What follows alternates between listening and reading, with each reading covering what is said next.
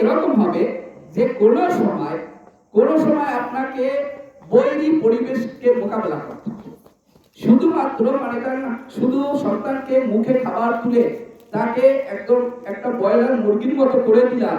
আমরা আগে দেখেছি, আমি এটা নিয়ে মাঝে মাঝে পার্থক্য করি যে তোমরা তো এই ব্রয়লার মুরগির মতো, আমাদের দেশি মুরগির মতো না।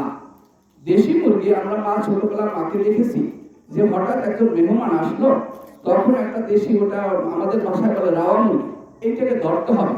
আমরা জাল পেতেছি, অনেক কিছু করেছি, তারপর জালের উপর দিয়ে লাফ দিয়ে চলে গেছে, মানে ওর এত শক্তি এত। আর এখন বলে যদি এখানে দিয়ে আমরা ধাক্কা দিয়ে একটু হাঁটতে পারে না। তাহলে আমাদের যে সন্তানগুলো, সেই সন্তানগুলো কিন্তু হয়েছে ওই গাজী সাহেবের ব্রয়লার মুরগির মতো।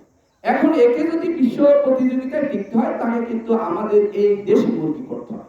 এই দেশি মুরগি করতে হলে তাকে কিন্তু এরকম স্বল্প লেভেলে সুশিক্ষায় শিখে